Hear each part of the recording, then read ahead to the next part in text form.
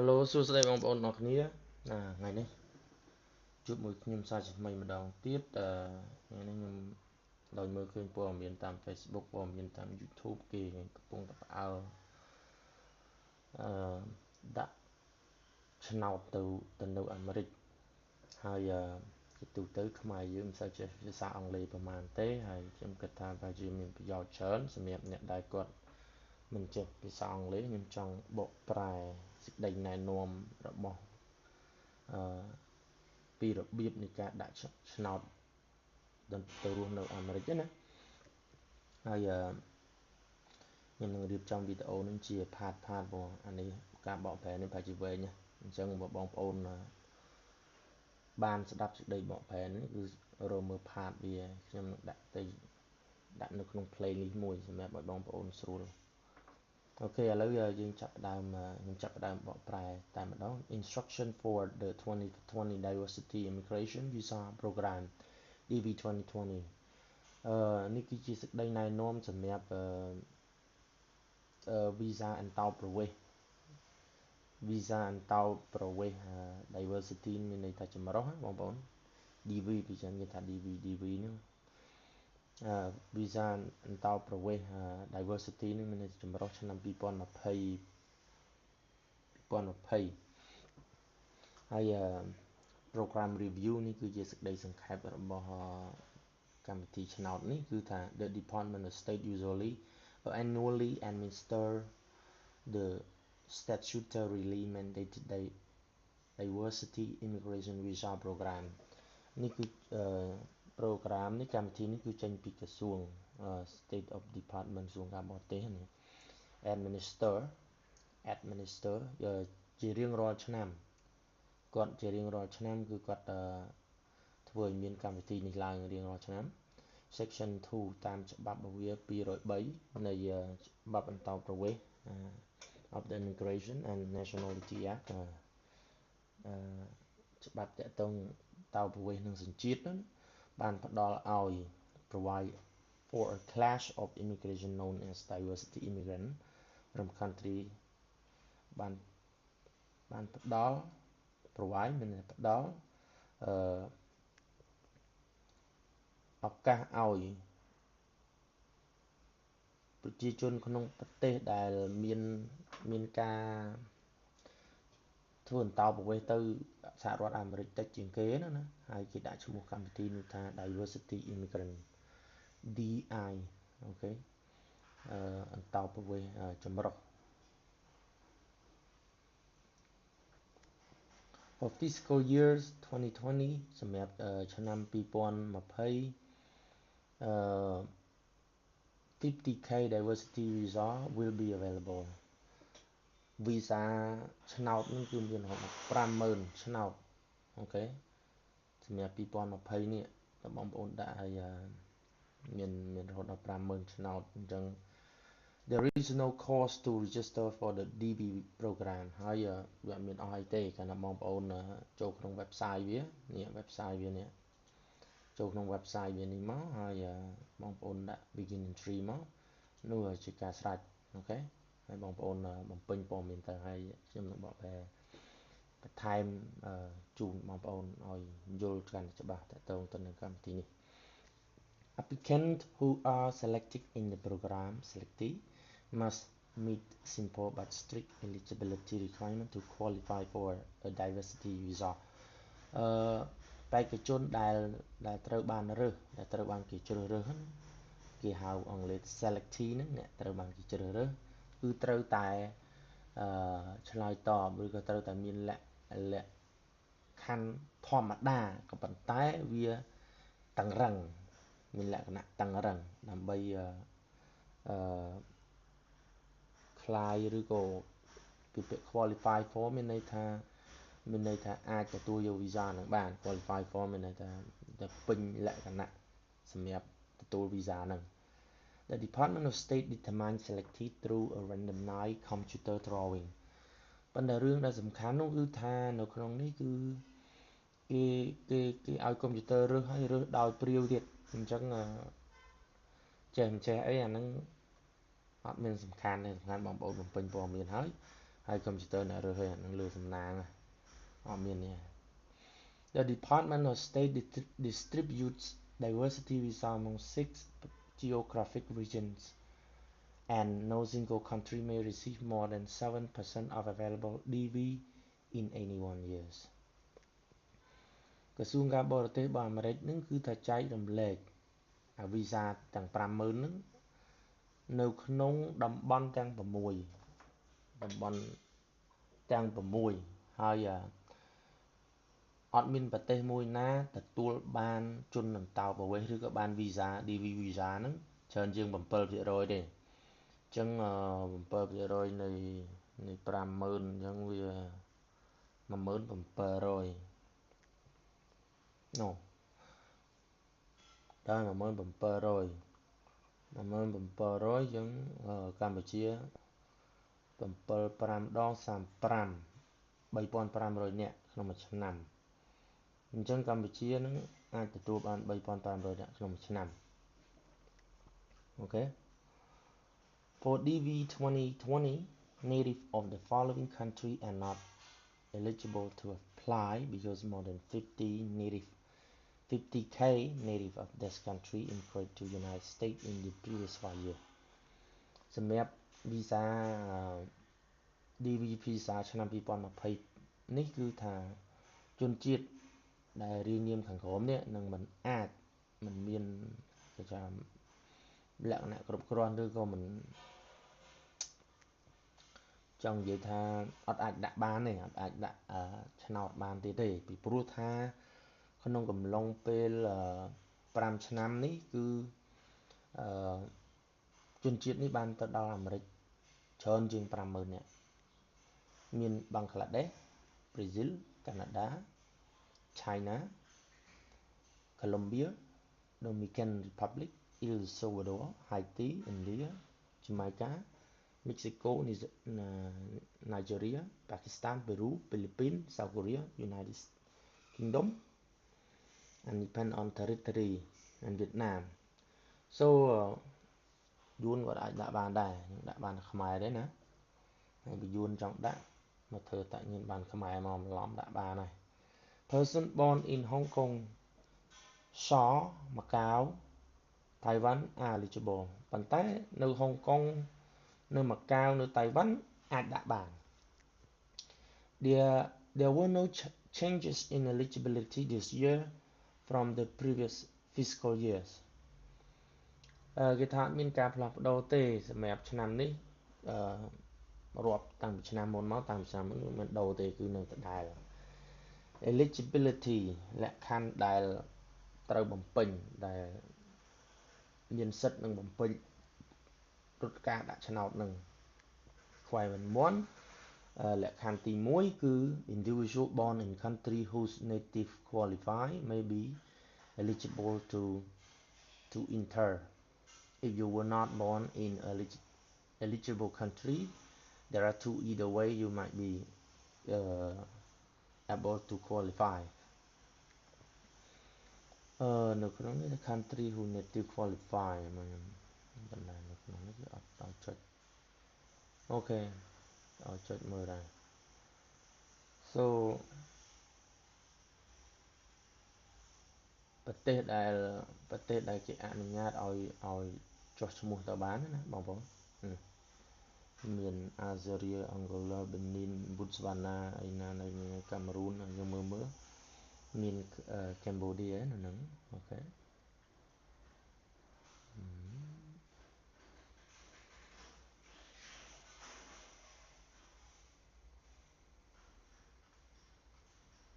អានេះនៅក្នុងតំបន់អាហ្វ្រិកាគឺច្រើនដែរនៅអាហ្វ្រិកានេះអាស៊ីមកមើលអាស៊ីមានកម្ពុជានេះអូខេអញ្ចឹងកម្ពុជាមាននៅក្នុងនឹងហើយកម្ពុជាគឺយើងអាចដាក់បានអូខេនៅទំព័រជ្រៅទៅណាយើងអាចដាក់បានមិនអញ្ចឹងកម្ពុជាគឺជាប្រទេសមួយលក្ខខណ្ឌទី1យើងត្រូវនេះយើងនៅក្នុងហ្នឹងហើយ If you were not born in eligible country there are two ways you might be able to qualify តែបើសិនបើយើងមិនកើតក្នុងប្រទេសដែលគេដាក់រៀងនាមហ្នឹងទេយើងអាចគេថាមានពីរបៀបដែលយើងអាចដាក់បាន was your spouse born in a country whose native are eligible ឬមួយក៏ប្រពន្ធរបស់យើងនឹងប្តីរបស់យើងនឹងគឺកើតនៅក្នុងប្រទេសដែលគេអាចដាក់បាន if yes you can claim your spouse country of birth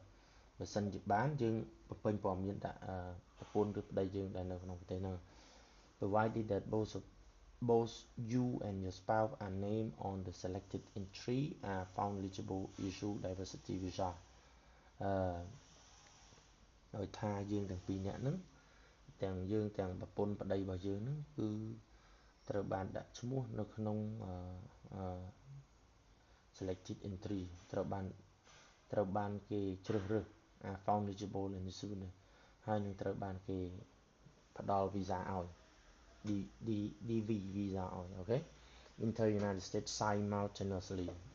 ចូលទៅសហរដ្ឋអាមេរិកដំណើរគ្នាតែម្ដងចំណុចទី1ចំណុចទី2 were you born in a country whose native are ineligible តើអ្នកកើតនៅក្នុងប្រទេសដែលមិនមានរៀនខាងលើដែលជាប្រទេសអាចដាក់ឆ្នោតបាន but in which neither of your parents were born or legally resident at the time of your birth ប៉ុន្តែក្នុងនោះទាំងម្ដាយរបស់អ្នកម្ដាយឪពុករបស់អ្នកហ្នឹងមិនបានកើតឬក៏រស់នៅពេលដែលអ្នកកើតទេនៅពេលដែលយើងកើតម្ដាយឪពុករបស់យើងអត់បានរស់នៅក្នុងប្រទេសនោះទេ so if yes you may claim the country of birth one of your parents if it is a country whose native are eligible បើសិនបើអញ្ចឹងមានន័យថាយើងកើតនៅកម្ពុជាចុះឧទាហរណ៍ថាបើយើងទៅនៅថៃនៅយើងទៅនៅប្រទេសណាដែលគេមិនឲ្យអញ្ចឹងណាប៉ុន្តែយើងកើតនៅកម្ពុជាទេអញ្ចឹងយើងអាច claim អានោះបានយើងអាចយកព័ត៌មាននឹងបានសម្រាប់បំពេញអូខេលក្ខខណ្ឌទី2 each diversity application meet the education work experience requirement of the DV program by having either នៅក្នុងនោះនៅបេក្ខជន DV visa ម្នាក់ត្រូវតែឆ្លើយតបទៅនឹងលក្ខខណ្ឌរបស់កម្រិតនៃការអប់រំហើយនឹងបទពិសោធន៍ការងារដែល DV visa ហ្នឹងតម្រូវឲ្យយើងមានទី1 at least a high school education or equivalent define successful completion of a 12-year course of formal elementary and secondary education ទី1គឺត្រូវតែមានយ៉ាងតូចបំផុតគឺបាក់ឌុបឬក៏សញ្ញាបត្រដែលមានតម្លៃស្មើហើយត្រូវបានបញ្ជាក់ថាយើងបានបញ្ចប់ការសិក្សានឹងរយៈពេល12ឆ្នាំ formal នៃការអប់រំផ្នែកបឋមនិងវិទ្យាល័យផ្លូវការឬក៏ 2 years of work experience within the past 5 years in an occupation that require at least 2 years of training or experience to perform ឬក៏បទពិសោធន៍ការងារហ្នឹងត្រូវមានបទពិសោធន៍ការងារ2ឆ្នាំ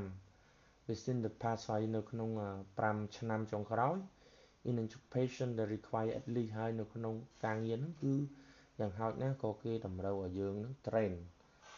ហ្នឹងពហិនយើងឲ្យធ្វើហ្នឹង2ឆ្នាំទៀត The Department of State will use the US Department of Labor on an online database to determine qualifying work experience ហើយយើងអាចផលវាបានទេគេប្រើ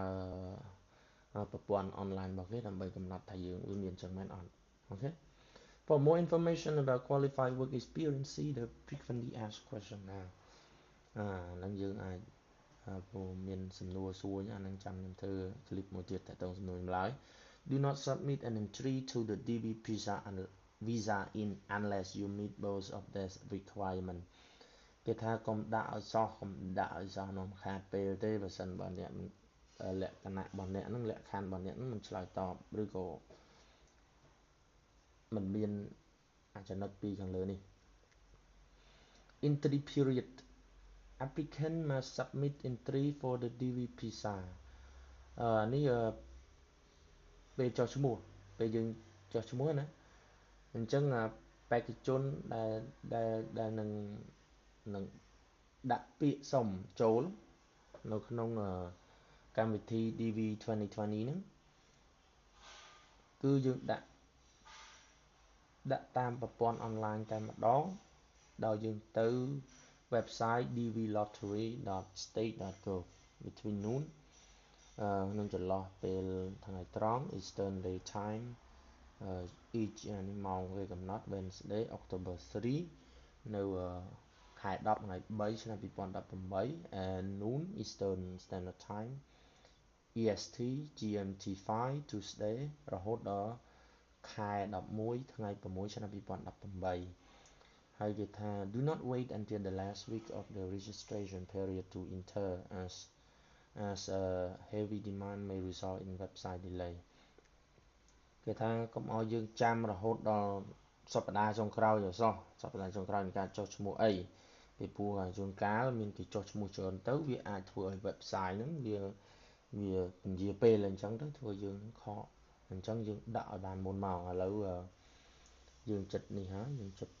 ផុតដែរហើយថ្ងៃនេះថ្ងៃ17 18ហើយណា No letter entry or paper entry will be accepted គេអត់យក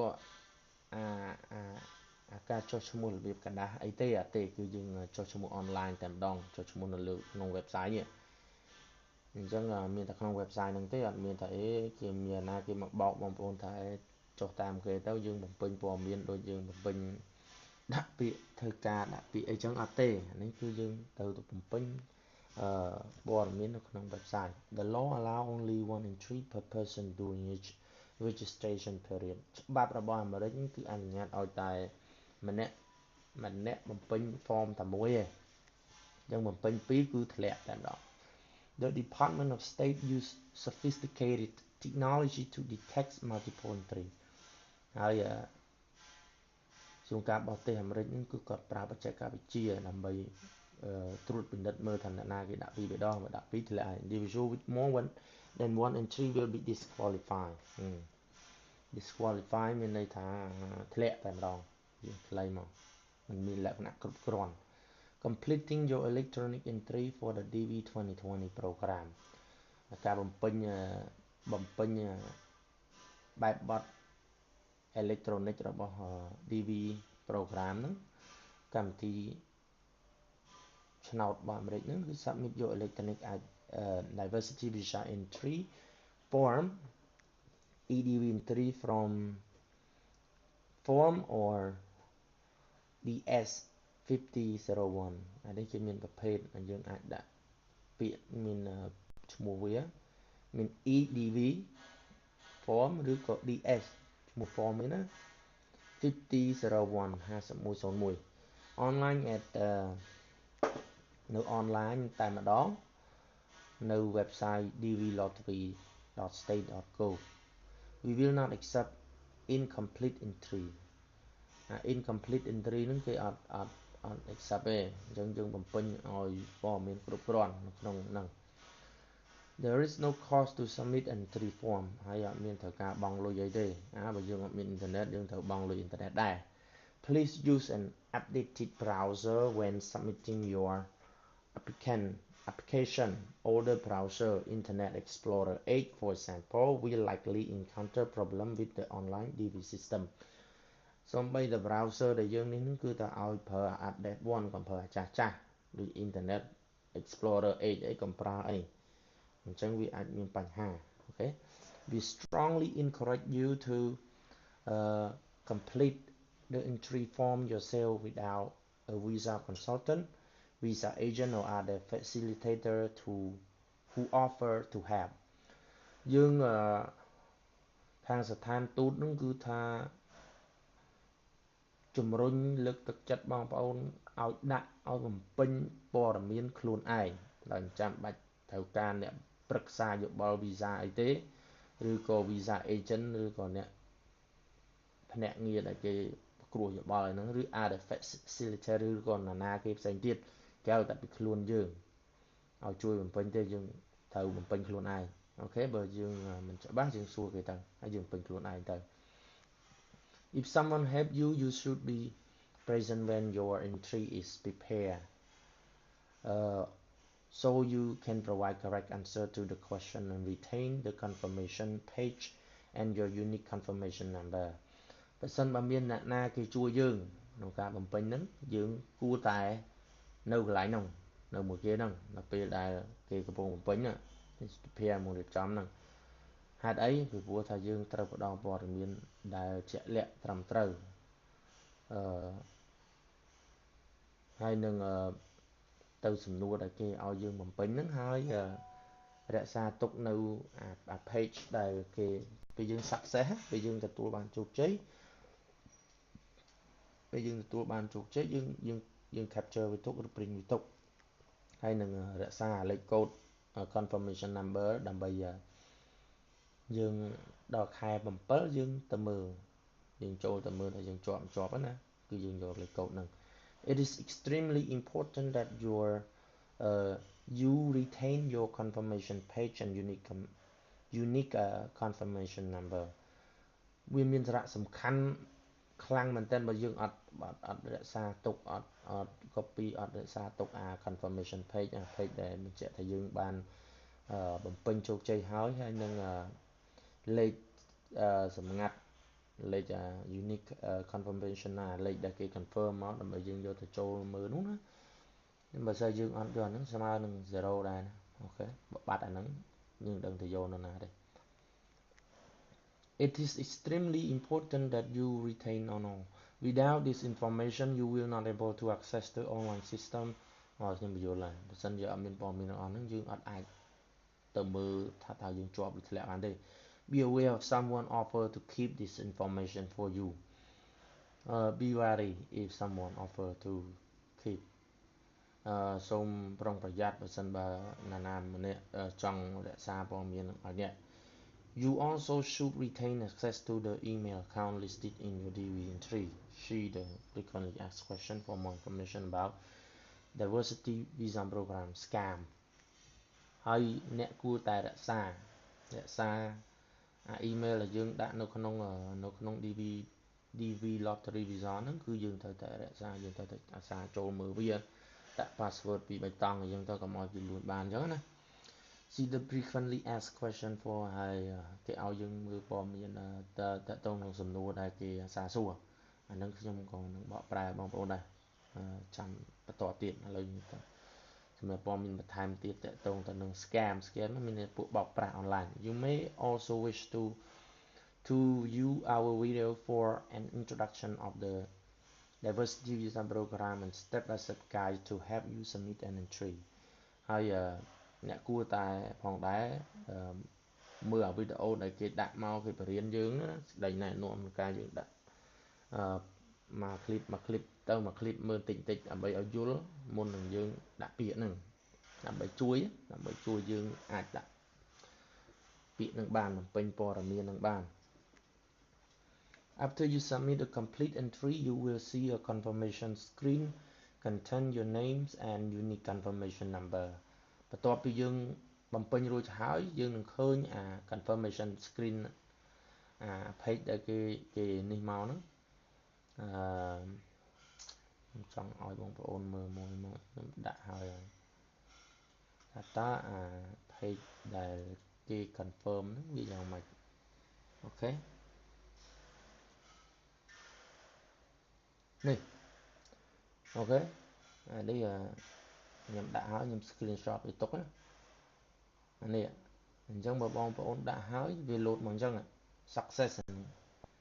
អានេះ enter name អានេះ confirmation number ដែលយើងត្រូវរក្សាទុកដើម្បីឲ្យនេះនោះណាអញ្ចឹងបងប្អូនត្រូវដល់កន្លែងហ្នឹងពេលដល់កន្លែងហ្នឹងត្រូវ print វាទុក copy វាទុក save វាទុកកន្លែងណាដែលកុំឲ្យបាត់អូខេ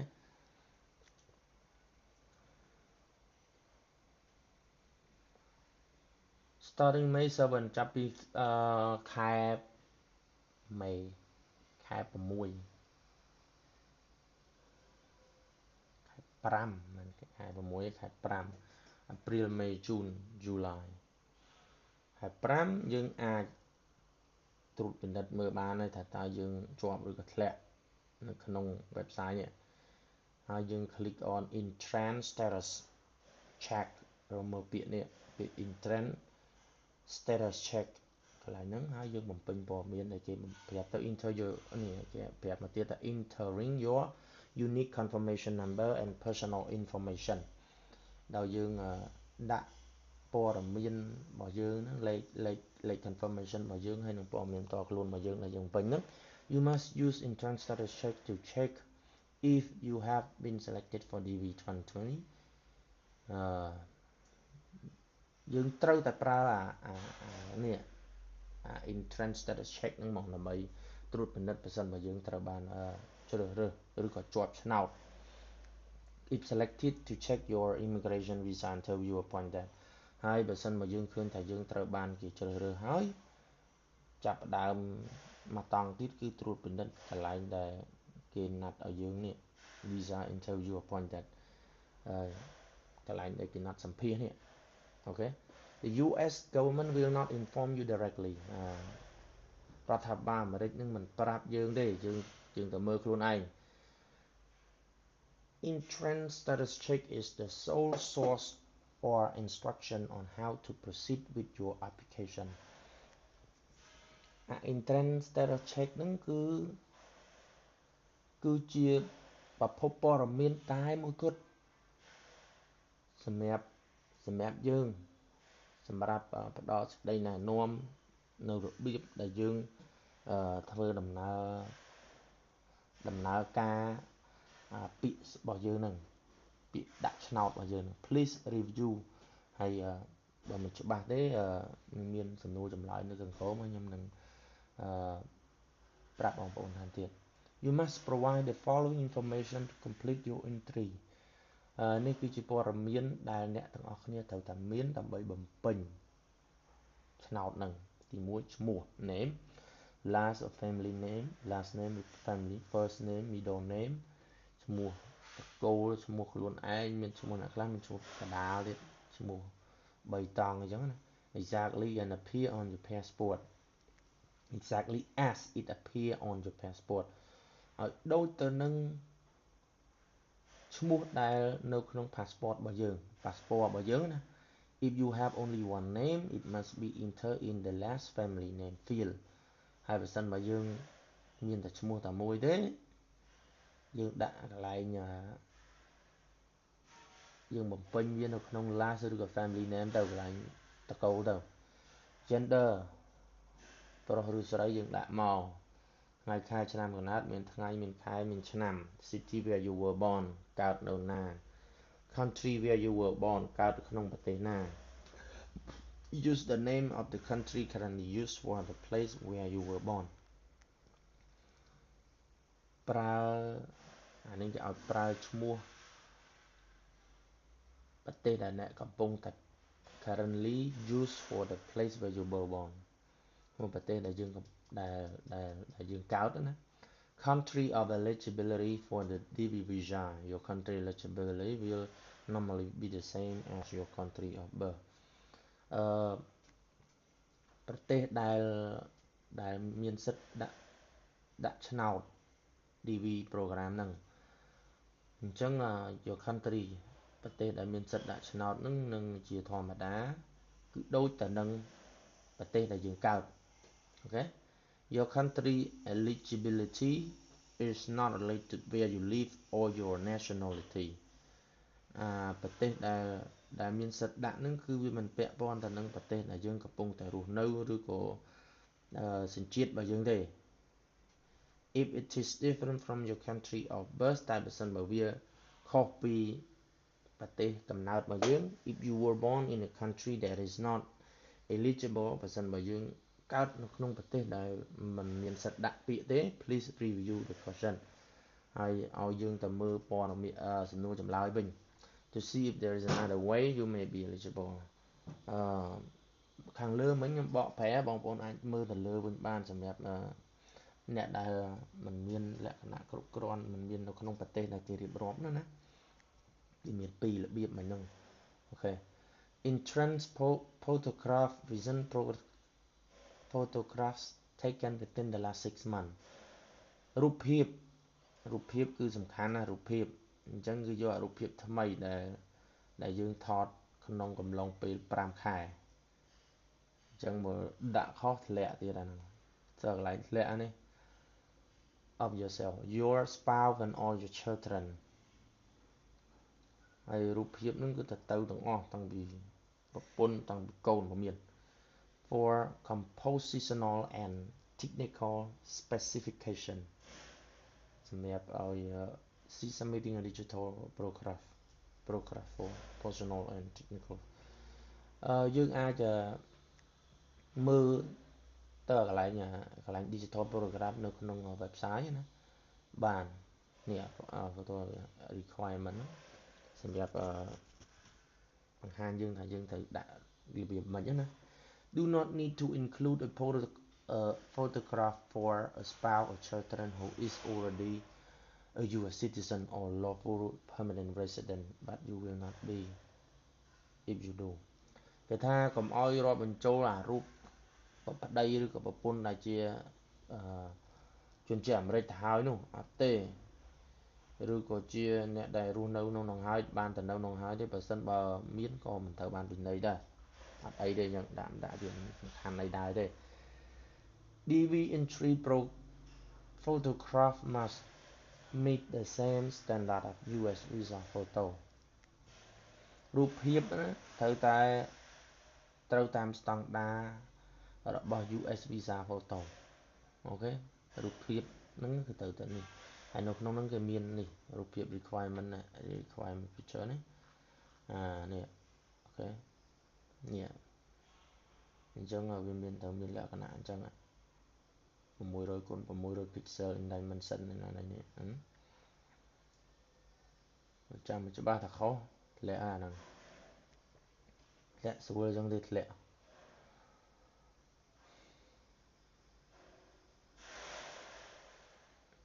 Your entry will be disqualified or your visa application refused if the entry photograph for you and your family member do not fully meet the specification and has been manipulated in any way អូខេដូចខ្ញុំប្រាប់អញ្ចឹងថាដាក់ខុសធ្លាក់ហើយរូបថតហ្នឹងត្រូវលក្ខខណ្ឌរបស់វាហ្នឹង submitting the same photograph that was submitted with a prior entry will result in disqualification. See submitting a digital photograph below for more information. ដាក់រូបភាពដដែលកាលពីឆ្នាំមុនក៏ធ្លាក់ដែរអញ្ចឹងប្រយ័ត្នឆ្នាំមុនតែ6ខែវាហួសហើយមួយឆ្នាំមុនវាហួសហើយត្រូវហើយវាធ្លាក់ហ្នឹងទៅ mailing address in care address line 1 address line 2 អានេះយើងពេញព័ត៌មានទៅនឹងខ្សែឋានរបស់យើងអីហ្នឹងយើងពេញទៅ postal code អីហ្នឹងប្រទេសយើងកំពុងតែរស់នៅសប្តាហ៍ថ្ងៃលេខទូរស័ព្ទ email address and email address to which you have direct access and will continue to have direct access after we notify selecting in May of next year email address គឺត្រូវតែ email ដែលយើងប្រើផ្ទាល់មក email ដែលយើងប្រើផ្ទាល់ហើយយើងត្រូវតែប្រើវារហូតបើសិនបើគេប្រាប់យើងគេ notify គេប្រាប់យើងថាយើងត្រូវបានជ្រើសរើសហើយនឹងជា if your entry selected and you respond to the notification selection through the entrance status you will receive following up email communication from the Department of State notifying you that detail of your immigration visa interview are available on entrance and the department will never send you an email telling you that you has been selected for the DV program. See the more information. Okay. ប្រសិនបើយើងត្រូវបានជ្រើសរើស selected you respond to the notification status through យើងត្រូវតែឆ្លើយតបឬក៏បំពេញព័ត៌មានអីទៅនៅក្នុងentrance status check and you will receive follow up ហើយពេលយើងបំពេញព័ត៌មានហើយយើងនឹងទទួលបានព័ត៌មានដែលគេ email ឲ្យយើងនៅពីក្រសួងការបរទេសនិងដែលប្រាប់យើងអំពីព័ត៌មានលម្អិតនៃ visa អន្តោប្រវេសន៍របស់យើងនឹងដែលយើងជាប់ឆ្នោតនឹងពីព័ត៌មានតទៅ interview ណាដែល available ដែលទំនេរដែលយើងអាចណាត់ ទៅ interview បាន The Department of State will enable and send you an email telling you that you have been selected for the program ហើយក្រសួងការបរទេសអាមេរិកហ្នឹងគឺមិនប្រាប់អ្នកទេយើងទៅឆែកខ្លួនឯងទៅអូខេ Highest level of education you have achieved as of today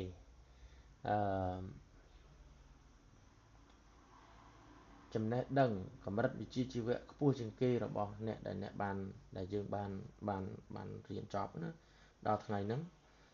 ដូចជា primary school only some high school or no diploma high school diploma vocational school some university course university degree some graduate level courses master degree some doctoral level courses doctorate and C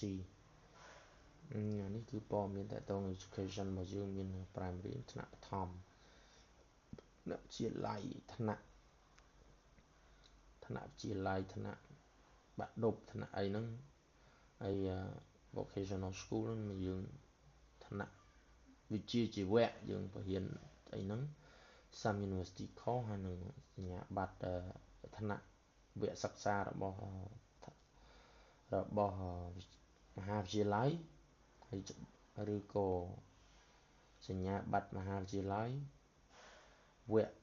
កម្រិតមហាវិទ្យាល័យវគ្គកម្រិតmaster ថ្នាក់បណ្ឌិតថ្នាក់អនុបណ្ឌិត some doctoral level courses អនុបណ្ឌិតហើយនឹង doctorate បណ្ឌិតតែម្ដងអានេះឲ្យយើងបំពេញព័ត៌មានណាថាយើងនិយាយខ្លះហ្នឹងយើងដាក់ប្រាប់គេទៅ current marital status married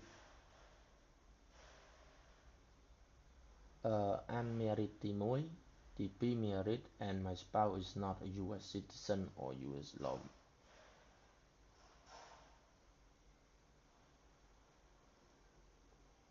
unmarried អត់រៀបការទេទី2 married ប៉ុន្តែប្រពន្ធយើងមិនមែនជាជនជាតិអាមេរិកទេ married and my spouse is a US ហើយមានលក្ខខណ្ឌទី3គឺយើង married ដែរប៉ុន្តែប្រពន្ធយើងជនជាតិអាមេរិកទី3 divorce លែងលះគ្នាទី4ពុះម៉ាយហើយទី5 legally separated លែងលះគ្នាតាមផ្លូវច្បាប់ enter the name and date of birth gender city town of birth and country of birth of your spouse and photography of your spouse meeting the same technical specification as your photo ហើយបើសិនជាមានយើងមកដាក់រូបភាពដាក់អីទាំងអស់ហ្នឹងហើយធានាត្រូវធ្វើប្រកាសថារូបភាពហ្នឹងគឺឆ្លើយតបឬក៏ត្រូវលក្ខន្តិកៈដែលគេចង់បានត្រូវដែលកំណត់គេច្បាស់ technical specification ណាFailure to list your eligible spouse, listing or listing someone who is not your spouse will result in your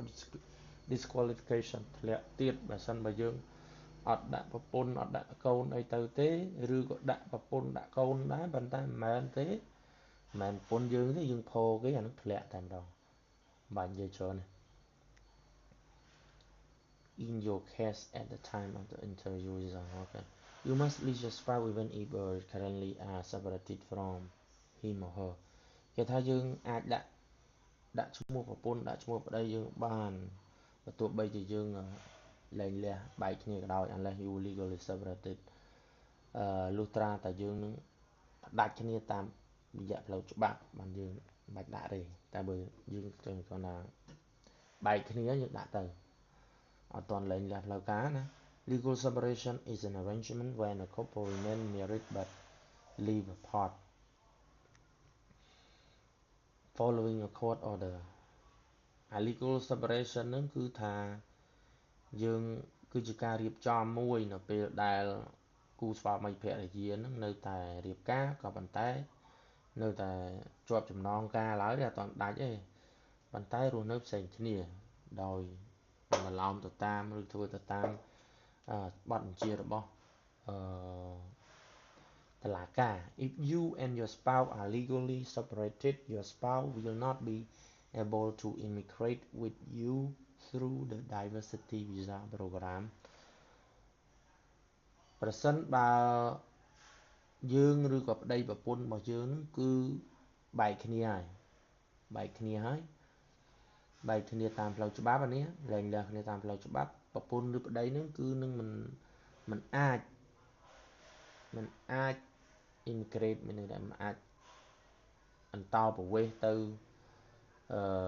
ទៅជាមួយយើងបានទេតាមរយៈកម្មវិធី diversity visa program ហ្នឹង you will not be penalized if you choose to enter the name of your spouse from whom you will legally separated គេថាយើងមិនត្រូវបានពិន័យទេបើសិនបើយើងដាក់ឈ្មោះប្តីឬក៏ប្រពន្ធដែលលែងលះដាច់ស្រេចតាមផ្លូវច្បាប់ហើយក៏ដោយ if you not legally separated by court order តែបើសិនមិនទាន់បានលែងលះដោយមានតុលាការចេញអីទេ you must include your spouse even if you plan to be divorced before you applying for the diversity visa អ្នកត្រូវតែដាក់រាប់បញ្ចូលទាំងប្តីទាំងប្រពន្ធនឹងប្រសិនបើអ្នកបើទោះបីជាអ្នកគ្រោងនឹងលែងលះគ្នាមុនដាក់ឆ្នោតអាមេរិកនឹងក៏ដោយ failure to list your eligible spouse is ground for disqualification តែបើសិនជាបរាជ័យក្នុងការដាក់ព័ត៌មានហ្នឹងគឺថាយើងនឹងត្រូវប្រឈមមុខនឹងការធ្លាក់ទៀត if your spouse is a US citizen or lawful permanent resident do not list him or her in your country ប្រសិនបើប្តីប្រពន្ធរបស់យើងគឺជាជនជាតិអាមេរិកទៅហើយឬក៏ជា permanent resident ពួកបានគ្រឿងការអត់ទាន់បាននេះនោះណា do not list him or her in your entry កុំដាក់ឲ្យសោះមិនដាក់ចូលទេ a spouse who is already a US citizen or LPR will not acquire to be a sure visa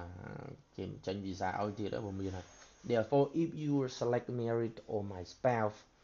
is a US citizen or US LPR on your entry you will not be prompted to include further information on your spouse C បើទោះបីជាអ្នកជ្រើសរើសពាក្យថា married and my spouse ឬក៏រៀបការឲ្យប្រពន្ធប្តីរបស់យើងគឺជាជនជាតិអាមេរិកឬក៏ជាអ្នកបានកាន់ green card ហើយក៏ដោយនៅក្នុង entry អ្នកនឹងមិនត្រូវបានបង្ខំឲ្យបំពេញព័ត៌មានបន្ថែមទៀតទេទាក់ទងទៅនឹងប្តីឬប្រពន្ធរបស់អ្នកសម្រាប់ព័ត៌មានបន្ថែមទៅមើលសំណួរចម្លើយ number of children list the name date of birth gender and city town country ចំនួនកូនមានតាំងពីឈ្មោះរបស់កូនថ្ងៃខែឆ្នាំកំណើតភេទក្រុងកន្លែងកើតស្រុកកំណើតកើតនឹងប្រទេសកើត for all living unmarried children under សម្រាប់តែកូនអាយុក្រោម21ទេដាក់ហ្នឹងណាលើស21ដាក់បានទេ regardless of whether they are living with you or intended to accompany or following to join you ដោយមិនរាប់បញ្ចូលថាគេព្រមឯដាក់ទៅ your immigrate to United States submit should you immigrate to United States គួរតែ immigrate ចង់និយាយថាកូននឹងព្រមឬក៏មិនព្រម submit individual photograph of each of your children using the same technical quality specification as your own photograph នេះដាក់រូបភាពដាក់អីទៀតបណ្ដែលមកវិញ be sure to include សូមចងចាំថាត្រូវដាក់អីខ្លះ all living natural children កូនទាំងអស់ all living children legally adopted by you កូនដែលយើងនេះក៏បានដែរ adopted មានន័យថាយើងយកមកចាំ and all living stepchildren who are unmarried and under the age of 21 កូនដែលកូនចុងដាក់ទាំងកូនចុងទៀតដែលមិនទាន់រៀបការហើយក្រោមអាយុ21 and on the date of your electronic entry នៅគិត រាប់ពីថ្ងៃដែលយើងដាក់ចូលមក even if you no longer legally married to the child parent បើទោះបីជាយើងមិនមានការជាមួយដាច់លែងលះគ្នាហើយក៏ដោយ even if you the children does currently reside with you ឬក៏ will not integrate with you ហើយបើទោះបីជាកូននឹងមិនរស់នៅជាមួយយើងឬក៏មិនចង់បើជាប់ហើយមិនចង់ទៅមួយយើងក៏ដោយ married children and children who are already age 21 or older when you submit your entry are not eligible for the DV program កូនដែលរៀបការហើយដែលមានអាយុច្រើនជាង21គឺអត់អាចរួមចូលបានទេ However the Children's Status Protection Act protects children from aging out in certain circumstances ទោះជាយ៉ាងណាក៏ដោយច្បាប់ទាក់ទងទៅនឹងការការពារstatus នោះមានន័យថាលក្ខណៈរបស់កូនក្មេងណាគឺការពារកូនក្មេងពី aging out ន័យថាចាស់ទៅ in certain circumstances ន័យថាយើងមានជំងឺអីធ្វើឲ្យយើងចាស់អញ្ចឹងណាតែនៅក្មេងទេ if you submit your DV entry before your unmarried children turn 21 សិនបើយើងដាក់ពាក្យដាក់ឆ្នោតនឹងមុនកូនយើង unmarried កូនដែលមិនទាន់រៀបការចូលអាយុ21 the children turn 21 before visa insurance ហើយស្រាប់តែកូនយើងនេះយើងបោះឆ្នោតជាប់ដែរតែវាទៅជាអាយុ21មុនគេឲ្យ visa it is possible that he or she may be treated as though he or she were under 21 for visa program នឹងក៏អាចទៅរួចដែរក្បែរនឹងក៏យកបានដែរយើងគេអាចចាត់ទុកថានៅតូចនៅក្រោមអាយុ20ទៅ A child who already a US citizen or lawfully permanent resident when you submit your CV entry will not be required or be issued a diversity visa and you will not be personalized for either including an outside family member of your entry នេះគឺនិយាយដដែលមកវិញតើតើនឹងប្តីប្រពន្ធយើងដែលនៅអាមេរិករួចហើយនឹងដាក់ចូលក៏ឃើញថាអីដែរ Failure to list all children who eligible or listing someone who is not your children will result in no ដាក់កូនណាដតីមិនមែនជាកូនរបស់យើងធ្លាក់ទៀត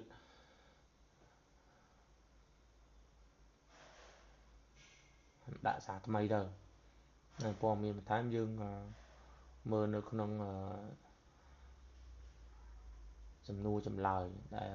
ខ្ញុំក៏នឹងបកប្រែឲ្យបងប្អូនដែរយើងដល់ selection of applicants ការរើសបេក្ខជន based on the allocation of available visa in each region and country បើយើងទៅតាមការបែងចែក visa ដែលមាននៅក្នុងតំបន់នីមួយៗក្នុងប្រទេសនីមួយៗ The Department of State will randomly select individual by computer from among qualified entry សួងការបរទេសរបស់អាមេរិកនឹងរើសព្រាវតែម្ដងដូចចាប់ឆ្នោតអញ្ចឹងចំពោះបេក្ខជនដែលពេញសិទ្ធដែលមានសិទ្ធនោះណា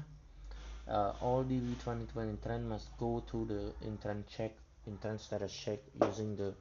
unique confirmation number saved from their DV 2020 online entry registration to find out whether their entry has been selected in the DV program រាល់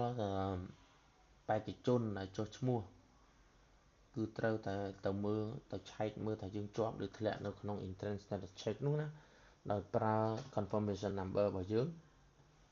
save from the DV20 online entry registration find out whether ដែលយើង save វាទុកមកណាថាតើយើងបានរើសអត់ត្រូវបានជាប់ឆ្នោតអត់ entrance status check will be available on the EDV website កន្លែងដែលយើង check ថាយើងជាប់ឬធ្លាក់គឺនៅ EDV website ហើយ website នៅ dvlottery.state.gov នឹងចាប់ពីខែ5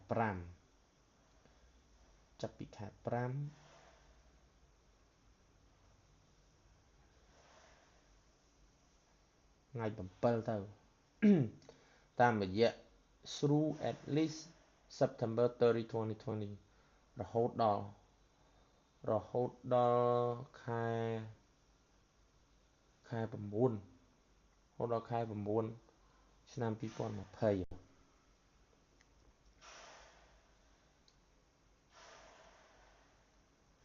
អូមានរយៈពេល1ឆ្នាំណា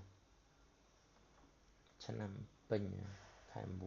9 ឆ្នាំជាង If your entry selected, you will be directed to a confirmation page providing further instruction, include information about fee connected with immigration to the United States. Entrance status check will be the only means by which the Department of State notify selectee if their selection for DV20. គេថាបើសិនបើយើងជាប់ឆ្នោតយើងនឹងត្រូវគេ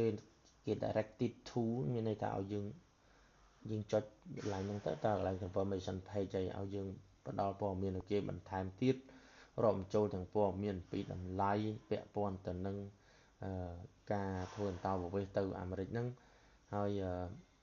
entrance status check ហើយកន្លែងដែលយើងត្រួតពិនិត្យមើលថាយើងជាប់ឬធ្លាក់ will be the only គឺជាកន្លែងតែមួយគត់គឺជាមធ្យោបាយតែមួយគត់ by which ដែលក្រសួងការបរទេសអាមេរិកនឹងប្រាប់យើងថាយើងជាប់ឬក៏អត់ជាប់ឆ្នោតអត់ The Department of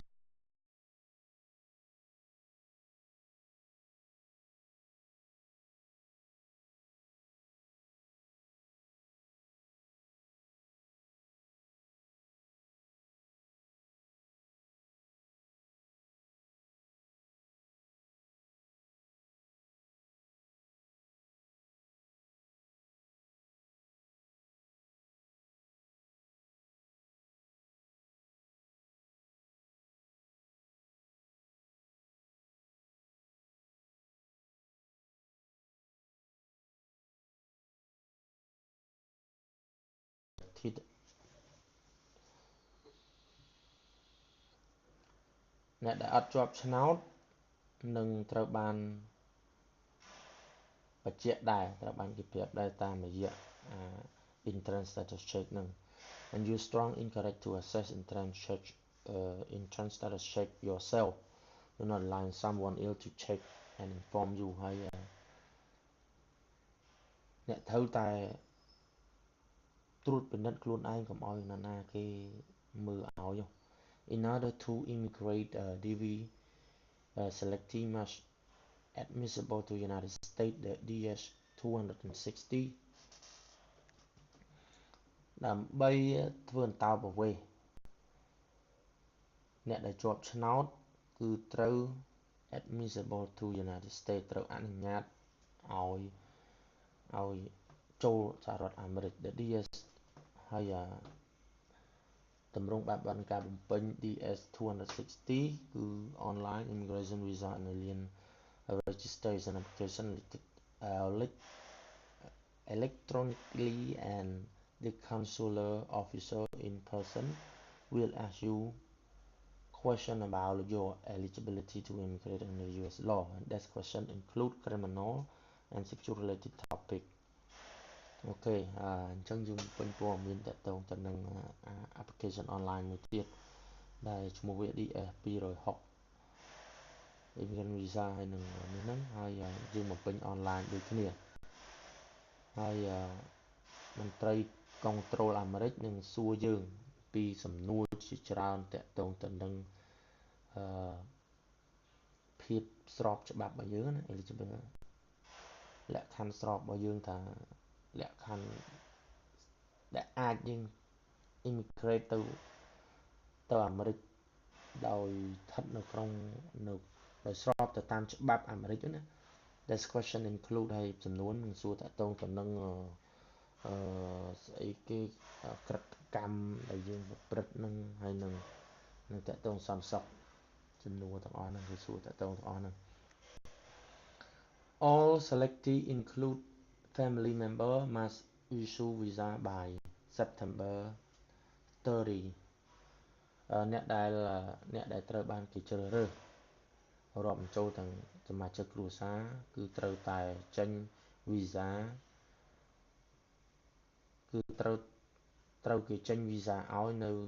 ខែ9 ហើយ30 2020 under no circumstances can the Department of State issue DV nor can USCIS approve adjustment after this date or nor can family a member obtain DV to follow join the principal application in the United States after this date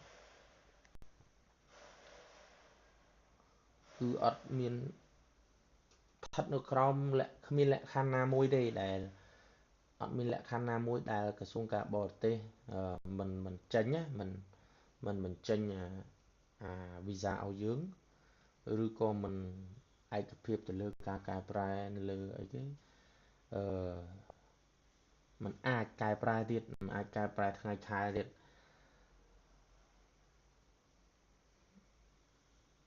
ឬក៏ថែមទាំងមិនទៀតអានេះសាមិនហ្នឹង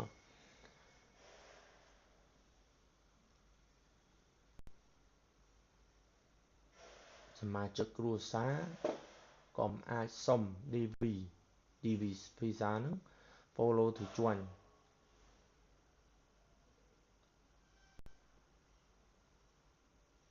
ទៅតាមឬក៏ចូលរួមទៅតាមអីគេ the principal application in the United States after this date យើងផុតពីថ្ងៃហ្នឹងគឺអត់បានទេអញ្ចឹងគឺយ៉ាងយូរបំផុតយើងពិនិត្យមើលដឹងហើយខែ5ហើយបន្ទាប់មកយើងរៀបចំបែបបទអញ្ចឹង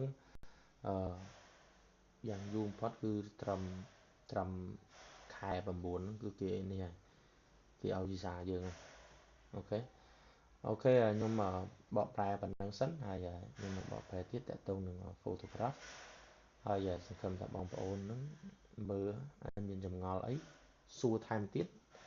ហើយបើខ្ញុំអាចឆ្លើយបានខ្ញុំឆ្លើយបានហើយសេចក្តីបកប្រែបន្ថែមទៀតនឹងធ្វើបន្តទៀតជាផាតសម្រាប់ឲ្យបងប្អូននេះអញ្ចឹងអរគុណសម្រាប់ការតាមដានហើយសង្ឃឹមថាបងប្អូននឹងទទួលបានព័ត៌មាននេះហើយបំពេញអ្នកដែលចង់ទៅអាមេរិកដាក់ឆ្នោតទៅអាមេរិកអាចបំពេញបានអូខេអញ្ចឹងជំរាបលាត្រឹមហ្នឹងសិនអូខេបាយបាយ